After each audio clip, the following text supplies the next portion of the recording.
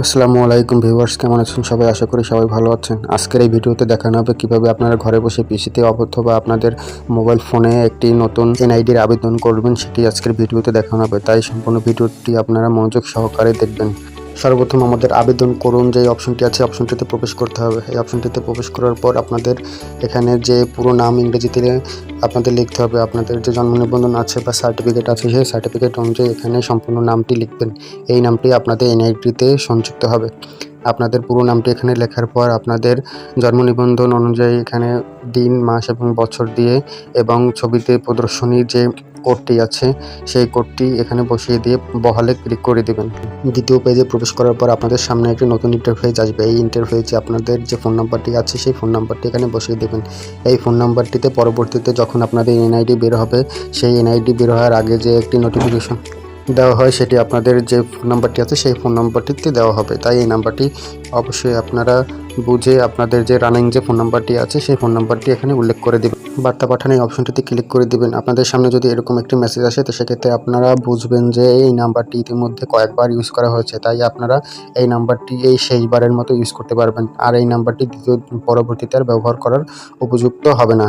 যেহেতু আমি ভিডিও বানানোর স্বার্থে আমি একটি ফেক ভিডিও বানাচ্ছি, যাতে আপনারা খুব সুন্দরভাবে এনআইডির যে আবেদনটি আছে, নতুন যে ভোটারের আবেদনটি, সেই আবেদনটি আপনারা করতে পারেন।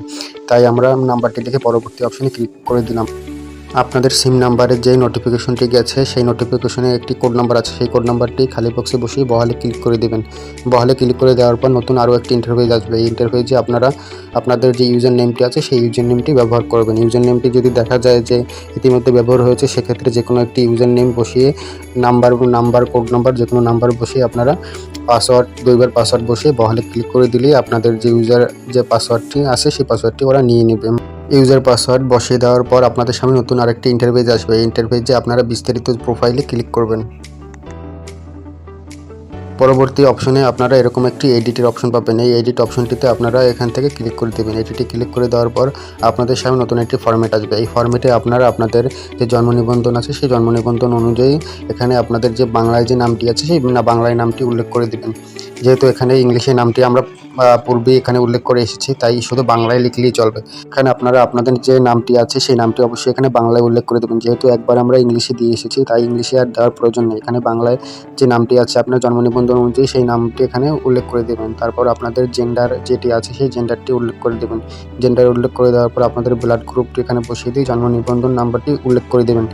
আবার অবশ্যই আপনারা মনে রাখবেন যে আপনাদের ব্লাড গ্রুপ এবং জন্ম নিবন্ধন যে আছে সেটি ছাড়া এই আবেদনটি করা সম্পূর্ণ অসম্ভব।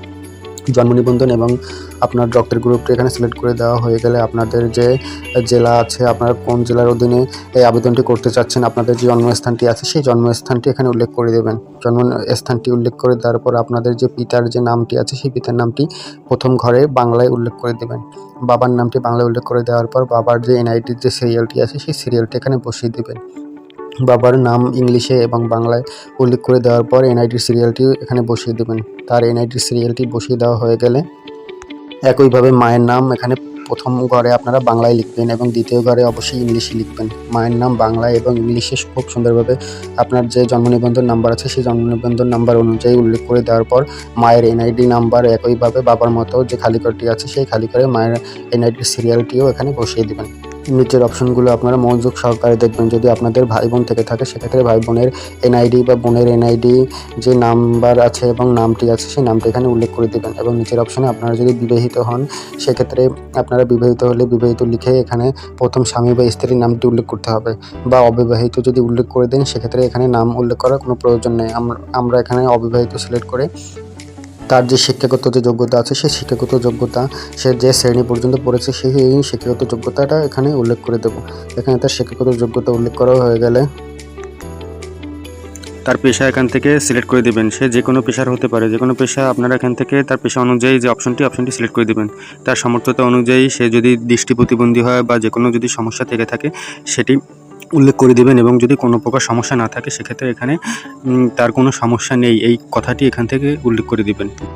যে ভোটারের আবেদন করতে চাচ্ছেন তার যদি কোনো শনাক্তকারী চিহ্ন থেকে থাকে, যেমন তার হাতে কাটা দাগ থাকতে পারে এবং বা পিঠে বা বুকে তিল থাকতে পারে, সেক্ষেত্রে এটি সিলেক্ট করে দেবেন। তার হাতে যদি কাটা দাগ থাকে এখানে লিখে দেবেন তার হাতে কাটা দাগ, এই কথাটি এখানে লিখে দিলেই হয়ে যাবে। তার টিআইএন নাম্বার যদি থেকে থাকে অথবা ড্রাইভিং লাইসেন্স অথবা পাসপোর্টের নাম্বার যদি পাসপোর্ট থেকে থাকে সেক্ষেত্রে এখানে উল্লেখ করে দিবেন। না থাকলে খালি অপশন এখানে রেখে দেবেন। তার ধর্ম যদি সে যে ধর্মের সেই ধর্ম এখানে সিলেক্ট করে দেবেন। সিলেক্ট করে দেওয়ার পর তার সে কোন দেশ থেকে আবেদনটি করছে, বাংলাদেশ থেকে হলে বাংলাদেশ বা যে কোনো অন্য কোনো কান্ট্রি থেকে যদি সেই আবেদনটি করে থাকে সেই ক্ষেত্রে সেই আবেদনটি সেই কান্ট্রির যে নামটি আছে সেই নামটি এখান থেকে উল্লেখ করে দেবেন। আমি বাংলাদেশ সিলেক্ট করে দিচ্ছি। বাংলাদেশ এখানে সিলেক্ট করে দেওয়ার পর তার বর্তমান এবং স্থায়ী ঠিকানা, আপনারা বর্তমান ঠিকানা হলে বর্তমান ঠিকানা টিকমার্ক করবেন, স্থায়ী ঠিকানা হলে স্থায়ী ঠিকানা টিকমার্ক করে দেবেন। স্থায়ী ঠিকানা টিকমার্ক করে দেওয়ার পর এখানে আপনাদের যে বর্তমান ঠিকানা, আপনারা কোন স্থান থেকে এই এনআইডিটি নিতে চাচ্ছেন এবং আবেদন করতেছেন সেই আবেদনের যে ঠিকানাটি আছে সেই ঠিকানাটি এখান থেকে উল্লেখ করে দেবেন। এখান থেকে আপনারা আপনাদের বিভাগ, জেলা, উপজেলা, আপনারা যদি গ্রামের হন সেক্ষেত্রে পল্লী সিলেক্ট করে দিবেন অথবা পৌরসভা হলে পৌরসভা সিলেক্ট করে দিবেন এবং আপনাদের পৌরসভা অনুযায়ী এখান থেকে যে সিটি কর্পোরেশন এটিও পৌরসভা হবে। ইউনিয়নের যে আপনারা কোন ওয়ার্ডের বাসিন্দা সেই ওয়ার্ডটি এখানে সিলেক্ট করে দিবেন এবং ইউনিয়নের ওয়ার্ড নাম্বারটি এখানে আপনাদের জন্ম নিবন্ধন অনুযায়ী যে ঠিকানাটি আছে সেই ঠিকানাটি এখানে উল্লেখ করে দিবেন। বাসা হোল্ডিং নম্বর, এখানে আপনার যে বাসার যে নামটি আছে বা আপনার যে বিল্ডিং, প্রত্যেকটা বিল্ডিংয়ের একটি নির্দিষ্ট একটি নাম থাকে সেই নামটি এখানে উল্লেখ করে দেবেন। বিল্ডিংয়ের যে নামটি আছে বা আপনার যে বাসার যে নামটি আছে সেই বাসার নামটি উল্লেখ করে দেওয়ার পর আপনাদের যে পোস্ট কোডটি আছে সেই পোস্ট কোডের যে স্থানীয় যে নামটি আছে সেই নামটি এখানে বসিয়ে দেবেন। যেমন আমি বেতাগি থেকে আবেদনটি করছি, এই নামটি এখানে উল্লেখ করে দিলে অটোমেটিকলি যে পোস্ট কোডটি আছে পোস্ট কোডটি এখানে চলে আসবে। আপনার পোস্ট কোডের যে নামটি আছে এই নামটি এখান থেকে সিলেক্ট করে দেবেন। পোস্ট কোডের নামটি সিলেক্ট করে দেওয়ার সাথে সাথে আপনাদের পোস্ট কোডটি এখানে অটোমেটিকলি চলে এসেছে। আপনাদের স্থায়ী ঠিকানা এবং বর্তমান ঠিকানা যদি একই হয় সেক্ষেত্রে উপরে যেভাবে আপনারা এগুলো ফিল আপ করেছেন এগুলোই নিচের অপশনগুলো ঠিক একইভাবে আপনারা ফিল আপ করে দিবেন। সব কিছু এবার এরকমভাবে ফিল আপ করা হয়ে গেলে পরবর্তী অপশনে ক্লিক করে দেবেন। পরবর্তী অপশনে ক্লিক করে দিলে আপনার যে 99% যে কাজটি আছে সেই কাজটি সম্পূর্ণ হয়ে যাবে এবং আপনাদের এডিটের যে কাজটি আছে সেই এডিটের কাজটি সম্পূর্ণ হয়ে গেছে। আপনারা যদি চান আপনারা পেছনে গিয়ে আপনাদের যেগুলো আপনারা ফিল আপ করেছেন সেগুলো আবার পুনরায় যাচাই করে নিতে পারবেন এবং পরবর্তীতে অপশনে গিয়ে আপনারা সাবমিটে চাপ দিলে আপনাদের যে অ্যাপ্লিকেশনটি আছে সেই অ্যাপ্লিকেশনটি এখান থেকে সাবমিট হয়ে যাবে এবং নির্বাচন অফিসে এটি পেন্ডিং হিসেবে থাকবে এবং আপনার যে প্রয়োজনীয় যত কাগজপত্র আছে যেগুলো আপনারা এখানে উল্লেখ করেছেন সেগুলো নিয়ে আপনারা নির্বাচন অফিসে গেলে তারা আপনার যে আবেদনটি আছে সেই আবেদনটি কনফার্ম করে দেবে।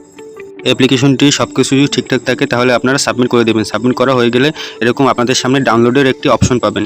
সেই অপশনে আপনারা ক্লিক করে আপনারা এরকম একটি পেজ ডাউনলোড করে নেবেন। এই পেজটি আপনারা প্রিন্টেড থেকে প্রিন্ট আউট করে এটি নিয়ে আপনারা নির্বাচন অফিসে যাবেন এবং সাথে আপনাদের যে জন্ম নিবন্ধন আছে এবং আপনার বাবা মায়ের যে এনআইডি আপনারা যে উল্লেখ করেছেন এবং আপনাদের যে স্কুল সার্টিফিকেটটি আছে স্কুল সার্টিফিকেট এবং আপনাদের ব্লাড গ্রুপের যে কাগজটি আছে সেই কাগজটি নিয়ে আপনারা নির্বাচন অফিসে গেলে আপনার সকল প্রয়োজনীয় কাগজপত্র তারা যাচাই বাছাই করে এটি যে পেন্ডিং যে আবেদনটি সেই আবেদনটি তারা সাবমিট করে দেবে। আর সাবমিট করে দিলে আপনারা 2 মাস বা 1.5 মাসের ভিতরে আপনারা আপনাদের যে এনআইডি কার্ডটি আছে সেই এনআইডি কার্ডটি অনলাইন থেকে ডাউনলোড করতে পারবেন।